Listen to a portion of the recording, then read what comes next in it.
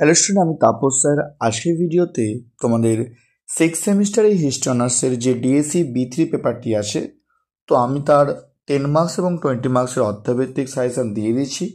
এবারে তোমাদের মার্কস 5-এ যে সাজেশানগুলো, কোনগুলো ইম্পর্টেন্ট, কোনো সাপোর্টিং, কোনো এক্সট্রা, সবই আলোচনা করবো। যা এখন আমার চ্যানেলটিকে সাবস্ক্রাইব করোনি, অবশ্যই চ্যানেলটিকে সাবস্ক্রাইব করে রেখো এরকম ভিডিও সবাইকে পাওয়ার জন্য। আজ আগের ভিডিও দেখোনি, তোমাদের একটা সিক্স সেমিস্টার প্লেলিস্ট করে দেওয়া আছে। সেখানে তোমাদের যাবতীয় প্রশ্নপত্র, তারপর বিভিন্ন পেপারের সাজেশান, এমনকি ছোটো প্রশ্নের উত্তর করে দেওয়া আছে। যারা দেখোনি অবশ্যই দেখে নিও। তো দেখো, তোমাদের প্রথম প্রশ্ন দেখো 5 মার্কসে, যেটা পরীক্ষার খুবই ইম্পর্টেন্ট প্রশ্ন। প্রাক পুনঃস্থাপন জাপানে সামুরাই শ্রেণীর ভূমিকা লেখো। এটা 2023 সালে এসেছিল এবং তোমার জন্য কিন্তু খুবই ইম্পর্টেন্ট একটি প্রশ্ন পরীক্ষা কিন্তু আসতে পারে।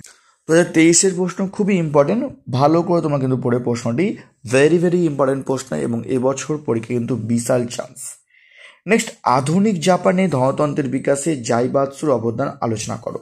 এটিও কিন্তু খুবই একটি গুরুত্বপূর্ণ প্রশ্ন পরীক্ষা কিন্তু আসার জন্য, তোমরা কিন্তু একদম মিস করবে না, ভালো করে পড়বে। এবং তোমাদের কিন্তু 23 সালের প্রশ্নপত্র খুবই ইম্পর্টেন্ট তোমাদের জন্য।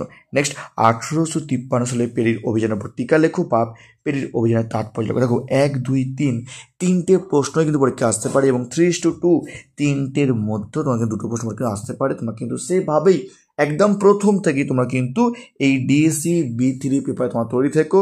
যারা সাপ্লি আছে তাদের জন্য বলবো তোমরা কিন্তু এই সাজেশন তোমরা কিন্তু ফলো করবে এবং এই পেপারে কিন্তু একটু ভালো করে পড়তে হবে তোমাদের, কারণ তোমাদের কিন্তু সাপ্লি আছে। এই তোমরা বলবো এখন থেকে তোমরা পড়ে রাখো, ভেবে রাখো এই তিনটে প্রশ্ন আমরা কিন্তু বলবো লাস্ট মিনিট সাজেশন মধ্যে পড়ে যাচ্ছে। 1, 2, 3 তিনটেই প্রবল ইম্পর্টেন্ট তোমরা কিন্তু এবারের পরীক্ষার জন্য। নেক্সট দেখো তোমাদের পরের প্রশ্ন দেখো, পোর্টসমাউথ চুক্তির শর্তগুলি কি ছিল। 23-এর প্রশ্ন, খুবই ইম্পর্টেন্ট প্রশ্ন। মেজি জাপানে আধুনিক শিক্ষা ব্যবস্থা প্রবর্তনে গৃহীত পদক্ষেপগুলি আলোচনা করো। এটাও 23-এর প্রশ্ন, খুবই ইম্পর্টেন্ট প্রশ্ন। নেক্সট, হ্যারিস চুক্তির শর্তগুলি কিছু দেখো। 4, 5, 6 হচ্ছে এবং পোর্টসমাউথ এবং হ্যারিস চুক্তির মধ্যে পরীক্ষাটি আসতে পারে।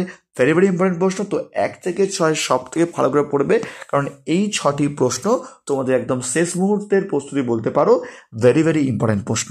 এবার দেখো সাপোর্টিং, দেখো তোমাদের জাপানে পার্ল হারবার আক্রমণ সম্পর্কে লেখো, টিকা লেখো। সাপোর্টিং প্রশ্ন, খুবই ইম্পর্টেন্ট প্রশ্ন সাপোর্টিং মধ্যে। নেক্সট, ইঙ্গো জাপান চুক্তি বা মৈত্রী চুক্তির প্রেক্ষাপট ও তাৎপর্য লেখো।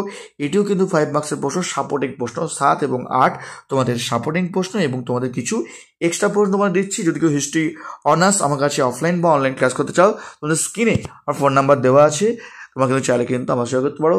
আমি অফলাইনে শিয়ালদা যে সোমনাথ কলেজ এবং বেলাসাই যে সোমনাথ কলেজ তার কাজে পড়িয়ে থাকি। চাইলে তোমরা কিন্তু অনলাইন ক্লাসও করতে পারো। আমি চেষ্টা করি তোমাদের অনলাইন ক্লাসটাকে যাতে অফলাইনের মতো সুন্দরভাবে ক্লাস তোমরা করতে পারো বা বুঝতে পারো। চাইলে তোমরা কিন্তু দুটো ডেমো ক্লাস তোমরা করে দেখতে পারো। তোমাদের কিন্তু ফেব্রুয়ারির 1 উইক তোমাদের ক্লাস স্টার্ট হচ্ছে। তোমাদের যদি যারা ক্লাস করতে ইচ্ছুক আছো, তোমরা কিন্তু পারলে তোমরা কিন্তু আমার যে নাম্বার দেওয়া আছে স্ক্রিনে, তোমরা কিন্তু পারলে জয়েন করতে পারো। লাস্ট যেহেতু এক্সট্রা তোমাদের 1918 সালের চাউল দানা গুরুত্ব লেখো। এক্সট্রা প্রশ্ন না আসার চান্স তোমার বেশি, তোমরা বলবো তোমাদের জাস্ট করে যাও, যেহেতু 23 সালে তোমার প্রশ্ন পরীক্ষা এসছে, যেহেতু করে যাবে। জাস্ট সিমোনিকেশন শর্ত লেখো, এটা তোমরা জাস্ট করে যাবে। তো তোমাদের বলবো এইটি এক্সট্রার মধ্যে একটি ইম্পর্টেন্ট আছে, প্রাক পুনঃস্থাপন পর্বে জাপানের কৃষক বিদ্রোহ। এটি তোমাদের কিন্তু এক্সট্রার মধ্যে ইম্পর্টেন্ট আছে, ভালো করে পারলে তোমরা কিন্তু এই এক্সট্রা প্রশ্ন কিন্তু করে যাবে। ঠিক আছে, তো এই ছিল তোমাদের ডিএসসি বি3 মার্কস 5-এর অধ্যায়ভিত্তিক সাজেশন। যারা এখনও চ্যানেলটিকে সাবস্ক্রাইব করনি, অবশ্যই চ্যানেলটিকে সাবস্ক্রাইব করে রাখো এরকম ভিডিও সবাইকে পাওয়ার জন্য। তার মতো এইটুকুই।